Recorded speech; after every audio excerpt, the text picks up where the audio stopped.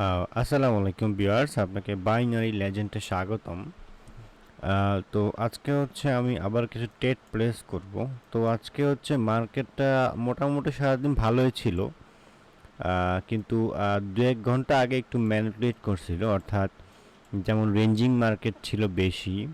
তো এইসব মার্কেটে আসলে ট্রেড প্লেস করা যায়, বাট একটু রিস্কি হয়, তাই এটা অ্যাভয়েড করাটা বেটার। আপনি যদি ট্রেড না পান তাহলে ট্রেড প্লেস করবেন না। আমি গত ভিডিওতে US 100-এ ট্রেড প্লেস করছিলাম। তো US 100 মার্কেটগুলো মোটামুটি আপনার ভালো চলতেছে, অর্থাৎ মার্কিন যুক্তরাষ্ট্রের টপ 100টা কোম্পানির শেয়ার বলা হয় তাকে। আর গোল্ড মার্কেটও ভালো চলতেছে, মোটামুটি আজকে সব মার্কেটই ভালো চলতেছে। আমি যদি ডিজিটালে যাই, এখানে হচ্ছে 20 মিনিট পরে মার্কেট মানে এই পেয়ারগুলো অফ হয়ে যাবে, আবার সকালে ওপেন হবে। এখানে হচ্ছে ইউরো জ্যাপিওয়াই এবং হচ্ছে আপনার ইউরো জিবিপি বা জ্যাপিওয়াই, যেটাই হোক না কেন, এই মার্কেটে সবগুলো 1 মিনিটের পেয়ার আছে। তবে জিবিপি জ্যাপিওয়াই মার্কেটটা একটু মোটামুটি স্ট্যাবেল না, যা আপনি দেখতেই পাচ্ছেন। এখানে আমরা ভালো একটা পেয়ার চয়েস করব। US 100টাই মোটামুটি আপাতত ভালো যাচ্ছে, তো এখানে হচ্ছে আমি ট্রেড প্লেস করে দিব অলরেডি। তো এখানে আসলে মার্কেট কন্টিনিউ, কারণ হচ্ছে এই মার্কেটটা হয়তো যদি লস দেয় টপ থেকে রিজেকশন নিয়ে তারপরে লস দিবে, মানে স্টপ লস কাটায় তারপরে লস দিবে। আর না হয় এই মার্কেটটা এই যে উইক আছে না, উইককে টাচ করতে আসবে। ওকে, তো এখানে মূলত এই মার্কেটটা মোটামুটি ব্রেকআউটের দিকে যাওয়ার ট্রাই করছে। গত ভিডিওতে আমরা হচ্ছে ব্রেকআউটের ট্রেড রিপ্লেস করছিলাম। তো প্রথমত আপনারা যেই ব্রোকারেই কাজ করেন না কেন, সবসময় ট্রাই করবেন রিয়েল মার্কেটে কাজ করার জন্য। ওকে, আরেকটা বিষয়, আপনারা হচ্ছে অনেকেই আমাকে প্রশ্ন করছেন বা হচ্ছে আমাকে মেসেজ করছেন ডিপোজিটের বিষয়ে। তো অনেকে বলছেন যে কত ডিপোজিট করব বা কত ডিপোজিট করলে ভালো প্রফিট করা যায়। এটা আসলে ডিপেন্ড করে আপনার নলেজের ওপরে, যে আপনি হচ্ছে কেমন প্রফিট করবেন। এটা কোনো লিমিট নাই, তবে আপনার নলেজ যদি ভালো থাকে আপনি ভালো প্রফিটই করতে পারবেন। ওকে, তো এই পেয়ারটা আমরা অ্যাভয়েড করলাম, এখানে দুটো ট্রেড প্লেস করছি। আর এখানে খেয়াল করেন, আপনাকে মোটামুটি দেখা যাচ্ছে যে সাধারণভাবে ভাবলে চলবে না, আপনাকে ভাবতে হবে একটু অ্যাডভান্স টাইপের। যদিও মার্কেটে লস কমন, এখান থেকে আসলে স্টপ লস দেওয়ার ট্রাই করছে যারা হচ্ছে সেলার্স আছে। তো যারা ফরেক্স ট্রেডার ওরা মতো এখানে অনেক স্টপ লস দেওয়ার ট্রাই করছে আশেপাশ থেকে। এবং এখানে যারা বাইং করছে, এখানে পেন্ডিং যদি অর্ডার থাকে তাহলে হচ্ছে আপনার হয়তো মার্কেট সাপোর্ট নিয়ে মার্কেটের উপর দিকে যাওয়ার ট্রাই করবে। ঠিক আছে, তো এই সিচুয়েশনগুলো একটু অ্যাডভান্স। আপনি যখন লস করেন তখন দেখবেন লেভেলের আশেপাশ থেকে আপনি লস বেশি করেন। তো এখানে স্যার আসলে অ্যাক্টিভ আছে, এখানে আমি একটা ট্রেড প্লেস করব, কারণ এখান থেকে অনেকে স্টপ লস দেওয়ার ট্রাই করছে। 100% মার্কেটে কেউ না, আপনাকে অবশ্যই ভাবতে হবে। এখান থেকে অনেকে স্টপ লস দেওয়ার ট্রাই করবে, এখানে ব্রেকআউট ট্রেডার অ্যাক্টিভ হইতে পারে। ওকে, তবে একটা বিষয় খেয়াল করেন, ক্যান্ডেলস্টিক সাইকোলজি বলছে যে এখান থেকে সেলার্স অ্যাক্টিভ হওয়ার চান্সও আছে, কারণ সেলার্স এখানে হচ্ছে আপনার অলরেডি আসছিল। এখানে ব্রেকআউট ট্রেডারগুলো অ্যাক্টিভ হবে, এখানে পেন্ডিং অর্ডার। ওকে, মাঝে মধ্যে কয়েক পেন্ডিং অর্ডার এখানে অবশ্য থাকে, মাঝে মধ্যে না, পেন্ডিং অর্ডার অল টাইমই থাকে। তো পেন্ডিং অর্ডারের কারণে কি হয়, হয়তো দু একটা ক্যান্ডেলস্টিক ওপরের দিকে যায়, বা যেটাকে আমরা বলা হয় ব্রেকআউট ট্রেডার যারা অ্যাক্টিভ হয়েছে ওইখানে যেটা বলা হয়ে থাকে আসলে। তো এই ক্ষেত্রে এখানে আমি আগে দেখব, তারপরে এখানে মোটামুটি দেখা যাচ্ছে রিকভার করার ট্রাই করব। তো দেখেন এখানে বাইং অর্ডার পুশ হচ্ছে কিন্তু অলরেডি, বাট যদি সেলার্সরা এখানে মোটামুটি স্ট্যাবেল থাকে, এখানে হচ্ছে আমি নতুন ট্রেড প্লেস করব। আমি নতুন নিয়ে নিলাম, আগেরটা আমাদের লস, তো এখানে আমি ডবল ট্রেড প্লেস করলাম। ইন কেস এটা যদি আমাদের লস হয়, আমি এখানে ক্যান্ডেল অবজারভেশন করব, করে দেখব, তারপরে পরবর্তী ট্রেডগুলো এখানে প্লেস করব, কারণ এখানে চান্স আছে মার্কেট ব্রেকআউট হয়। আমি আগেই বলছি যে পেন্ডিং অর্ডার থাকে, পেন্ডিং অর্ডারগুলো মার্কেট প্লেস করে স্টপ লস খায় তারপরে আসে। ঠিক আছে, আসলে ফরেক্স থেকে বাইনারি একদম সোজা রিয়েল মার্কেট আপনি যদি বুঝেন। ঠিক আছে, অনেকে হচ্ছে দেখা যাচ্ছে ওটিসিতে আপনাকে উড়কি ঝুড়কি ট্রেড প্লেস করে দেখায়, বাট ওটিসি একটা নজের বিষয়, এবং এটা ব্রোকারের মার্কেট। ওকে, এই মার্কেটটা পুরো বিশ্বে একই, হয়তো মাঝে মধ্যে একটা ক্যান্ডেল আপনি দেখতে পাবেন। ওকে, তো দেখেন এখানে কিন্তু পেন্ডিং অর্ডার মার্কেট ট্রাই করছে অ্যাক্টিভ হওয়ার, বা বায়াররা ট্রাই করছে ব্রেকআউট ট্রেডাররা। তো দেখা যাক কি হয় এই ক্যান্ডেলস্টিকে। এটা ধরেই আমরা পরবর্তী ট্রেডের ডিসিশন নিব, তবে আমি ক্যান্ডেল সাইজ দেখে ডিসিশন নেওয়ার ট্রাই করবো গাইজ। ওকে, তো এটা হচ্ছে আমাদের লস হয়ে গেছে। তো এখানে যেহেতু হচ্ছে আপনার স্টপ লস দেওয়ার ট্রাই করছে, এখান থেকে মার্কেট চান্স আছে লোয়ারের দিকে যাওয়ার। আর যদি একটা ক্যান্ডেল কন্টিনিউ করে তারপরটা আমি লোয়ারে প্লেস করব। যদি কন্টিনিউ করো ক্যান্ডেল বুঝে, এখানে ট্রেড প্লেস করার কারণটা আপনাকে এক্সপ্লেন করি। আমি আগেই বলে রাখি 100% মার্কেটে কেউ না, আপনি আপনার ব্যালেন্স পুরোপুরি ইনভেস্ট করবেন না। ওকে, তো প্রথমত এখান থেকে মার্কেট ট্রাই করছে ডাউনে যাওয়ার জন্য। ওকে, ডাউনে গেছে অলরেডি, বাট প্রেশার আছে। তো এখানে কিন্তু মোটামুটি আমি আগেই বলছি যে এখানে স্টপ লস দেওয়ার ট্রাই করবে ফরেক্স ট্রেডাররা, এবং এরা ট্রাই করতেছে। ওকে, দেখেন এখানে কিন্তু ট্রাই করতেছে। তো এখানে মোটামুটি দেখা যায় সেলার্সের পাওয়ারটা বেশি আছে, চান্স আছে একটা সেলিং ক্যান্ডেলস্টিক হওয়ার। ওকে, ইনকেস যদি বাইং ক্যান্ডেলস্টিক হয়, আমি এখানে পরবর্তী ক্যান্ডেল সাইজ দেখে হায়ার বা লোয়ার চিন্তা ভাবনা করবো এবং এক্সপ্লেন করব। তো আশাবাদী এটা লোয়ার যাবে, এবং আগের ক্যান্ডেলস্টিক একটা লো তৈরি করছে।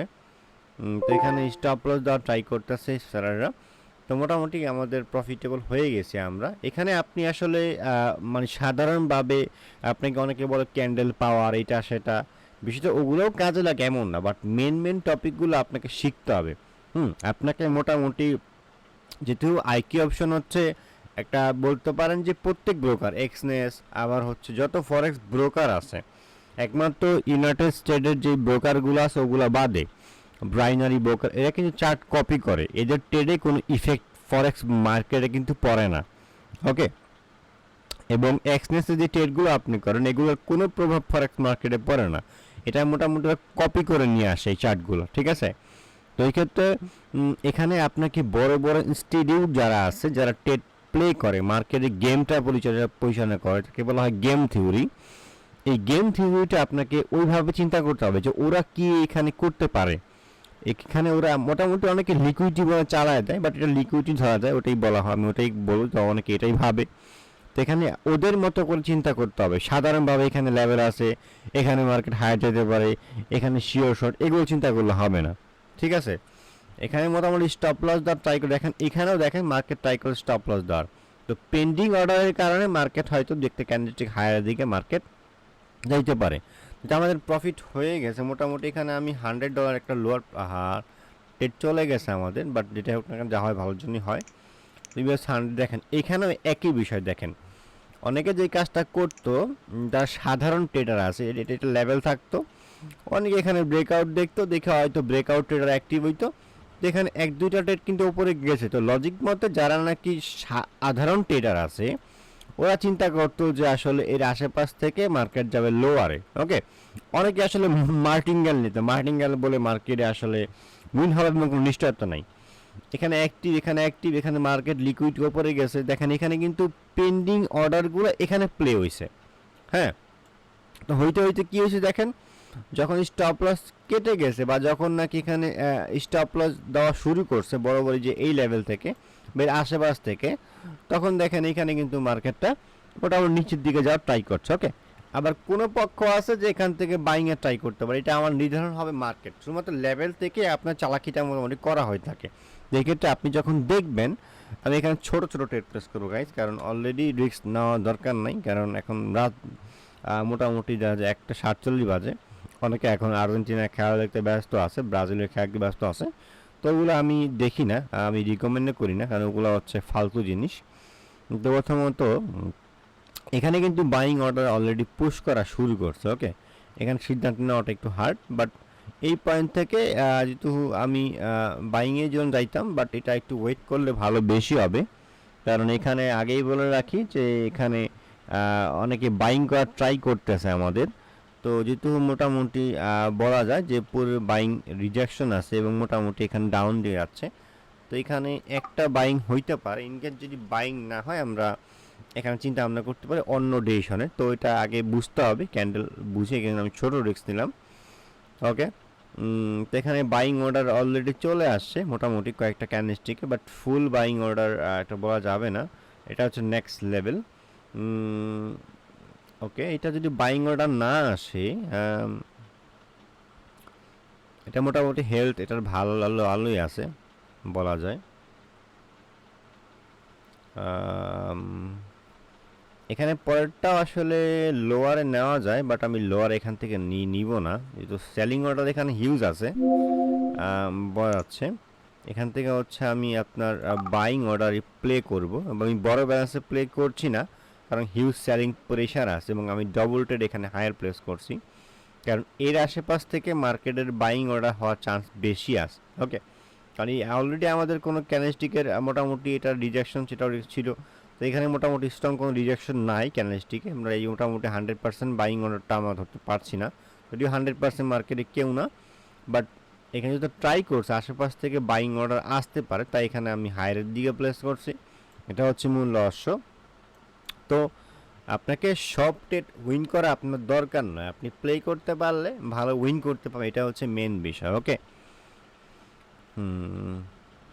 ওকে, তো এখানে বাইং অর্ডার করা ট্রাই তো করছে, বাট যে সেলিং প্রেশার আছে পূর্বে মাঝে মধ্যে উইক বা ছোট মার্কেট তৈরি করে দেয়, এই জন্যই বলছি যে আপনাকে বড় ব্যালেন্স নিয়ে কাজ করতে হবে না, আবার মোটামুটি স্টেবল দেখেন হিউজ পরিমাণ অলরেডি বাইং অর্ডার চলে আসে। এখন এখানে স্টপ লসও খাই দিচ্ছে, অনেকে এখানে স্টপ লস লাগাইছে, অনেকে এখানে মার্কেট একটা কন্টিনিউ হইতে পারে, বাট এটা হচ্ছে রিস্কি পয়েন্ট, এখানে নেওয়া যাবে না, অলরেডি মার্কেট বাইং অর্ডার চলে আসছে।